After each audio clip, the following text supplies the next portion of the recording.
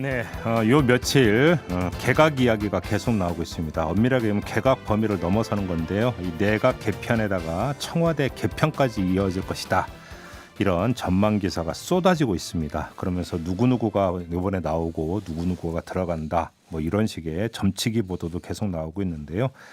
자, 이 흐름에 담겨 있는 국정 운영 방향, 그다음에 대통령의 고민 이것이 무엇인지 이분 연결해서 한번 이야기 나눠보도록 하겠습니다. 청와대 국정상황실장을 지냈던 분이죠. 더불어민주당의 윤건영 의원 전화로 만나보겠습니다. 나와 계시죠, 의원님?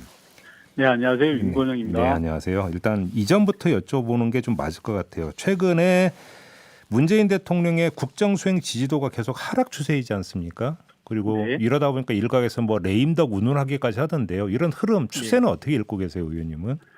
우선 뭐 지지율 하락 부분은 국민들께는 송구한 심정이고요. 네. 정부 여당이 어쨌든 체감되는 성과를 내고 삶의 무게를 좀 덜어드려야 되는데 예. 그 역할을 제대로 하고 있는지 성찰해야 될 부분이라고 생각을 합니다. 그래요. 네. 그러면 지금 뭐 이제 그 계속 나오고 있는 청와대와 내각 개편 같은 경우 바로 이 지지율 어떤 하락 추세하고 연결을 지으면서 다수의 언론이 뭐 국면 전환용 내지 국정 전환용 이런 식으로 의미 부여를 하던데 이런 의미 부여는 어떻게 평가를 하세요, 의원님은?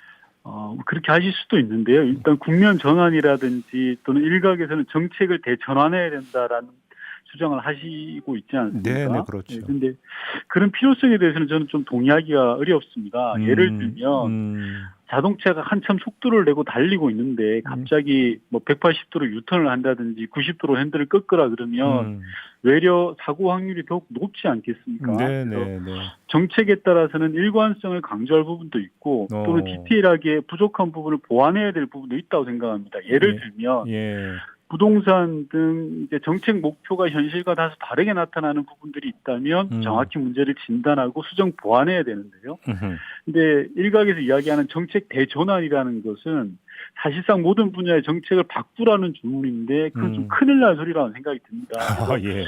그런 점에서 방향 전환보다는 지금은 그 방향에서 현실을 잘 구현해낼 수 있는 능력이 중요하다라고 생각을 하고요. 그래서 이번 인사를 통해서 능력과 활력 제고가 되는 그런 인사가 되었으면 좋겠다. 물론 뭐 현직에 계신 분들 고생 많으셨습니다만 네. 에너지 넘치는 분들이 새로 모셔가지고 코로나 위기 국면을 극복할 수 있는 그런 인사가 되었으면 좋겠습니다. 그럼 인사의 코드는 전환이 아니라 보완으로 읽어야 된다 이런 말씀이시네요, 정리를 하면. 네, 그렇습니다. 그런데 만약에 의원님께서 그렇게 읽으신다면 내각 플러스 청와대 그냥 그 다 아울러 갖고 그러니까 그 개편폭 그렇게 크지는 않을 수도 있다고 보십니까? 개편 폭에 대한 부분은 순전히 인사권자에 대한 판단 영역입니다. 네, 물론 저의 그렇긴 예상이라든지 뭐 언론의 함합평이라는 것은 최종 발표를 봐야 되는 건데요. 다만 일단 공수처가 큰 성과를 냈지 않습니까? 네. 그래서 그런 부분들에 따라서 법무부 장관에 대한 판단이 있으실 수 있을 것 같고요. 또한 아울러서 청와대가 지금 노영민 실장의 예를 들어보면 꼬박 만 2년을 일한 셈이시거든요. 2019년 1월에 임명됐으니까 딱 2년이 된 겁니다. 저는 저도 노무현 정부 때 5년, 문재인 정부 때 2년 6개월 청와대에서 근무했지만 청와대는 내구 연한이라는 게 저는 있다고 생각합니다. 그래요? 개인의 열정과 능력이 아무리 뛰어나더라도 일종의 내구 연한에 따른 한계가 있어서 청와대의 긴장감이나 활력을 위해서도 새로운 인물이 좀 필요하다. 그런 생각이 듭니다. 그래요? 아니 그렇게 그러니까 지금 그런 내구 연한을 말씀하시면 정책실장 이름도 오르락내리락 하고 있는데 그것도 그 차원으로 읽어야 되는 겁니까? 저는 그렇게 보고요. 이번에 청와대 개편이 이루어진다면 문재인 정부의 3기 비서실 체제가 시작되는 거거든요. 그렇죠. 그래서 1기는 임종석 실장 체제, 2기는 노영민 실장 체제고 3기인데요. 3기는 무엇보다도 저는 개혁의 실행이 중요하다. 즉 공수처라든지 검경 수사권 조정 등 제도 개혁의 실행이 중요한 시기이고 그리고 무엇보다도 지금 코로나 위기를 극복할 컨트롤 타워로서의 청와대에 주어진 과제, 이게 청와대 비서실 3기의 핵심 과제가 아닌가 그런 생각을 해봅니다. 그렇게 보시는 거고요. 네. 알겠습니다. 지금 이제 이 질문은 사실은 참 우리의 속담에 10개를 물 쏘고 날아도 한 줄 사람 쏘고 모른다고 하는데도 불구하고 이 질문을 좀 드려야 될 것 같은데. 네네. 왜냐하면 의원님께서 워낙 이제 대통령의 복심 이런 식으로 언론의 평가를 받고 있기 때문에.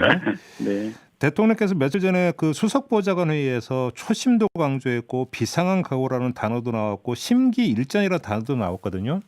네, 결국은 네. 이런 단어를 통해서 관통하고 있는 대통령의 지금 뭐라고 할까요? 심기라고 할까요? 의중이라고 할까요? 어떻게 읽어야 된다고 보십니까? 다시 시작해보자라는 의미가 좀 강하지 않을까 싶습니다. 저는 문재인 정부 3년 6개월 동안의 성과가 적지 않다라는 말씀을 좀 꼭 드리고 싶습니다. 네. 세계 모든 나라에서 인정하는 K 방역을 비롯해서 코로나 대응이라든지 음, 그 속에서 OECD 1위의 경제 성장률 보이고 있지 않습니까? 그리고 국정원법 개혁 등 권력기관 개혁 등 적지 않은 성과가 있습니다. 네. 저는 공수처 설치만 하더라도 몇십 년 후에 시험 문제에 나올 정도의 역사적 성과라고 저는 생각하거든요. 네. 근데 이런 개혁들이 하고 있음에도 불구하고 문제는 많은 성과들이 특정 이슈가 덮어버렸다라는 그런 좀 아쉬움이 있습니다. 예를 들어서 예. 연못에 귀한 물고기들이 제법 있는데 이 연못이 흙탕물로 뒤덮어버렸어요. 그렇게 되면 그 안에 있는 그 귀한 물고기들이 찾기 힘든 상황이 돼버린 거지 않습니까? 특히나 코로나 상황 때문에 먹고 사는 문제가 힘든 국민들 입장에서는 연말에 부모님 댁에 가는 것도 지금 어려운 그런 형국에서 그렇죠. 그만 싸워라 예. 라는 그런 피로감들이 쌓여 있다라고 생각하고요. 지금 그런 특정 이슈라는 게 윤석열 총장 요인을 말씀하시는 거죠? 뭐 여러 가지 그걸 포함해서 예. 있죠. 그런 피로감들을 좀 덜어내고 국정을 좀 쇄신하고 활력을 찾아서 자 경제와 민생으로 집중해 보자라는 네. 그런 취지의 말씀을 하신 게 아닌가 싶습니다. 지금 의원님께서 그렇게 말씀을 하시면 그럼 더 네. 궁금해지는 건데 네. 추미애 장관 후임 법무부 장관은 그럼 어떤 사람이 되어야 된다고 생각하세요? 이거는 뭐 대통령이 이런 사람을 픽할 거다가 아니라 의원님 네. 견해로는 이런 사람이 법무부 장관이 되는 게 맞는 거 아니냐? 이제 견해는 있으실 거 아닙니까? 저는 차분하게 네. 그동안에 해왔던 제도 개혁을 제대로 안착시키고 앞서 말씀드렸던 것처럼 실행이 중요한 단계에서 그 실행을 제대로 해낼 사람이 누구인가가 가장 중요한 관건이라고 생각합니다. 그러면 좀 그 관리형 어떤 장관 이렇게 이해를 해도 되는 걸까요? 저는 그게 관리형의 범주에 포함된다고 생각되지 않고요. 개혁의 실행이라는 것은 정말 개혁을 본 궤도에 올려놓는, 즉 검경 수사권 조정, 그다음에 공수처 설치 이런 부분들이 대단히 중요하기 때문에 네. 저는 관리형이라고 하는 것은 조금 폭을 좀 좁혀놓는 그런 규정이라고 생각합니다. 알겠습니다. 그 행정법원에서 윤석열 총장에 대한 어떤 그 징계 효력 정지 결정이 나오고 나서 대통령이 이제 그 메시지가 나오지 않았습니까? 네. 뭐 보도에 따르면 뭐 참모들은 그 의견이 달랐는데 대통령이 이제 특별히 지시했다 이런 보도도 나왔는데 네. 대통령이 그 어떤 그 이런 어떤 메시지를 내놓은 배경 내지 그 생각 이걸 어떻게 읽어야 될까요? 우선 대통령께서 국민 앞에서 사과를 하셔야 되는 상황이 오게 된 것에 집권 여당 의원으로서는 좀 안타깝고 네. 국민들께는 송구하다는 생각이 들고요. 네.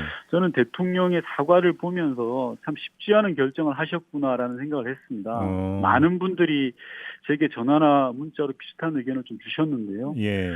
우선 국민들에게 취할 태도는 빠르고 또 정중하게 취한 것 같습니다. 아울러서 국정 책임자로서 사법부에 대한 독립성에 대해서는 최대한 존중을 하신 것 같고요. 그렇죠. 예. 그리고 어려움이 있더라도 문재인 정부가 해나가야 할 개혁 과제와 방향에 대해서는 절대 놓치지 않겠다라는 의지를 표명해 주신 그런 입장 표명이 아니었나 생각합니다. 네. 그렇게 보시는 거고요. 네. 자 그렇다. 그러면 요전까지 한번 여쭤볼게요. 어제 그 민주당 그러니까 그 비대면 의원총회 있었죠. 예. 이 자리에서 그러니까 그 윤석열 총장 탄핵 문제와 그다음에 제도 개혁 어느 쪽으로 중점을 두고 갈 것이냐, 뭐 어떤 걸 먼저 할 것인가라고 하는 격론이 있었다라는 지금 언론 보도가 있는데, 네네. 자, 이 문제는 어떻게 정리가 돼야 된다고 생각하세요, 의원님은? 저는 뭐 대통령께서 큰 틀에서의 방향들 이야기하셨고요. 그리고 네. 어제 저희 의원총회에서도 2시간 한 10여 분 정도가 넘는 장시간 동안 네. 의원님들이 충분한 토론이 있었다고 생각합니다. 저는 어느 곳이 어떤 선택이 절대적으로 옳다라기보다는 지금에 있어서의 우리의 전략적 선택은 어떻게 되어야 되는가라는 문제에 시대라고 봅니다. 네. 앞서 말씀드렸던 것처럼 지금 경제 민생의 어려움 그리고 코로나 상황, 코로나 위기를 돌파해야 되는 우리의 과제 등을 종합해 봤을 때 제도 개혁으로 집중을 해 나가는 것이 온당한 상황이 아닌가 생각을 하고요. 물론 예. 이런 과정들은 지금 저희 당 내에서 의견을 모아가고 있는 중이고 예. 저는 충분히 이 단일한 의견으로 모여질 거라고 생각합니다. 제도 개혁 쪽에 더 중점을 둬야 된다. 그러니까 네네. 이른바 이제 검찰 개혁 시즌 2, 뭐 수사권과 기소권의 완전한 분리 이런 쪽으로 힘을 실어야 된다는 말씀으로 이해를 해도 되는 거겠죠. 그러면 네, 그렇습니다. 알겠습니다. 아무튼 자 그렇게 한다면 네. 지금 그 대통령의 국정 수행 지지도가 다시 반전이 될 수도 있다고 기대를 하세요. 저는 충분한 여지가 있다고 생각하고요. 예. 대통령을 지지하셨던 많은 분들께서 일시적인 실망을 하고 계실지는 있겠지만 네. 기대를 완전히 저버리진 않았다라고 생각합니다. 잠깐만요. 그 의원님 지금 그 말씀에 따르면 지금 대통령 국정 수행 지지도가 하락 추세에서 가장 주된 원인은 지지층의 뭐라고 할까요? 실망 내지 이완 이게 가장 주된 원인이다. 이렇게 진단을 하시는 건가요? 네, 그렇습니다. 그래서 오히려 방향 전환은 더 안 맞는다.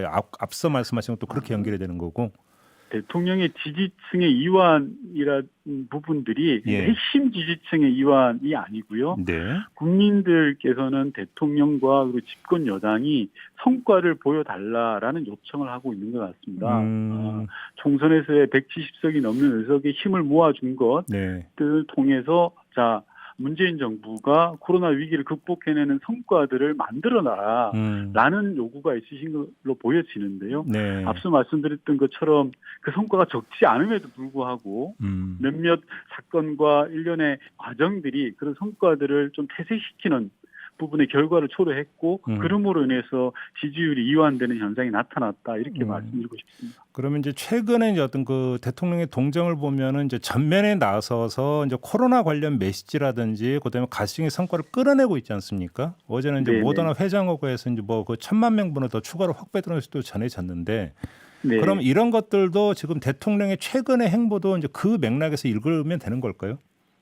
예, 당연하다고 생각합니다. 지금 저는 대통령께서 가장 큰 관심은 경제 민생에 쏠려 있다고 생각하고요. 예. 코로나 위기가 1년간 장기화되면서 그에 대한 해답을 찾는 게 대통령의 가장 큰 숙제고 관심이라고 생각합니다. 말씀하신 네. 것처럼 대통령께서 백신 회사인 모더나 CEO와 직접 통화를 통해서 협상을 주도해 나가는 부분들은 직접 챙기시겠다라는 취지시거든요. 네. 사실 그동안 야당이 매일같이 백신을 정치 쟁점화 삼아서 공격했지만 그게 근거가 없는 비난이다라는 것이 드러나고 있고요. 그래서 그런 부분들로 앞으로도 대통령께서 집중해 나가실 걸로 보여집니다. 알겠습니다. 요점 좀 여쭤볼게요. 변창흠 국토교통부 장관에게 임명장을 준 다음에 네. 뭐 이제 그 보통 임명장 주고 나서 잠깐 티타임 같지 않습니까? 그래서 네, 대통령이 이제 어떤 말씀을 했냐면 구의역 김군 관련 발언과 관련해서 충분히 비판받을 만했다. 네. 이런 저 이야기를 했는데 이건 사실 그 문재인 대통령의 스타일은 아니지 않습니까, 의원님? 저는 가장 대통령의 합리적인 리더십을 보여준다라고 생각을 합니다. 역설적으로. 그 대목이 예. 어떤 점에서요? 변 장관의 과거 부적절했던 발언에 대해서는 대통령도 알고 있고요. 모든 분들이 많이 알고 계시지 않습니까? 네. 즉, 그 부분은 비판받을 만했다라고 지적을 하는 거고요. 네. 물론 본인도 사과 입장을 충분히 낸 것 같습니다. 예. 다만 야당에서는 그 부분을 인정을 하지 못하고 있는 부분이고요. 계속 변 장관이 자격이 없다라고 이야기를 하시는데 네. 사실 인사청문회에서도 언론에서도 보도가 됐습니다만 결정적 한방이 없었다라고 하지 않습니까? 그런데 이제 지금과 같이 부동산이 정말 문제이기 시급한 상황에서 네. 대통령께서는 그런 말에 관한 문제들보다도 본질이 뭐냐, 이분이 갖고 있는 국토부 장관으로서의 능력 그리고 비전 이런 것들을 주목하신 거 아닌가 싶습니다. 알겠습니다. 좀 당 이야기 좀 한두 가지만 좀 여쭤볼게요. 지금 상황이 네. 아무튼 여론조사 결과만 놓고 본다면 뭐 당 상황도 좋지가 않고요. 또 대통령 국정수행 지지도는 당하고 직결되는 문제이기 때문에 그것도 같은 요인이라고 보는데 네. 그럼에도 불구하고 집권 여당으로서 뭔가 힘 있는 모습을 보여주지 못한다라는 평가가 있는 것 같습니다. 이런 평가는 어떻게 받아들이십니까? 좀 대단히 아쉬운 부분이고요. 저희가 성찰해야 될 부분입니다. 네. 국민들께서는 총선에서 170석의 힘을 모아준 건 정부 여당으로부터의 성과 구체적인 성과를 요구하는 건데요. 네. 근데 그 성과들을 좀 제대로 못 만들어냈다라는 비판, 저는 저희들이 겸허하게 수용을 해야 된다고 생각합니다. 네. 하지만 저희가 과연 성과가 없었냐라고 이제 반문을 드리고 싶은데요. 네. 저는 적지 않은 성과가 있었다라는 말씀을 좀 드리고 싶고 권력기관 개혁이라든지 그다음 노동관계법을 개정했다라든지 여러 가지 성과들이 있었습니다. 예. 다만 이 부분들이 국민들에게 좀 제대로 다가서지 못했다라는 부분들이 좀 아쉬운 부분입니다. 그런데 이제 지지층에서의 어떤 비판 내지 요구는 좀 더 확실하고 좀 더 속도감 있는 개혁 입법이 왜 안 되느냐. 여기로 초점이 모아지는 것 같은데요. 사실 올해 정기국회에서 저희 집권 여당 민주당에서 처리한 법안들을 놓고 보면요. 네. 이낙연 당대표께서도 이야기하셨는데 87년 이후에 이런 변화는 없었다라고 할 정도로 제도개혁에 있어서 많은 성과들을 이뤄냈습니다. 네. 물론 그 부분들이 속도감에 있어서는 뭐 부족하다라고 지적하실 수 있겠습니다만 저희는 제도개혁의 성과들을 좀 상당 부분 이뤄냈다라는 말씀을 드리고 싶습니다. 그래요. 지금 아무튼 이제 그 우리 사회 특히 이제 보수층에서는 지금 대통령의 지지율이나 민주당의 지지율 추세나 이런 것들을 볼 때, 그다음에 특히 서울 지역에서의 어떤 지지율 추세를 볼 때 내년 보궐선거 승리 장담 못한다, 질 수도 있다, 이런 식으로 이제 평가를 이제 쏟아내고 있던데 이거는 지금 너무 한쪽으로 분위기를 몰아가는 거라고 생각을 하세요? 아닙니다. 애초부터 본시 보궐선거라는 건 집권 여당이 대단히 불리한 선거이고요. 네. 대통령 임기를 1년 남겨놓고 하는 보궐선거에서 여당이 성과를 냈던 적은 많지 않습니다. 객관적으로 내년 보궐선거는 여당에 불리한, 민주당에 불리한 선거 지역인 건 분명합니다. 네. 그리고 지금 상황에서는 그런 뭐랄까요, 문제의식들이 나오는 건 전 당연하다고 생각을 하고요. 저희 민주당이 돌파하고 해결해 나가야 될 지점이라고 생각합니다. 그래요. 알겠습니다. 자, 의원님 말씀 여기까지 들을게요. 고맙습니다. 네, 고맙습니다. 네, 지금까지 더불어민주당의 윤건영 의원이었습니다.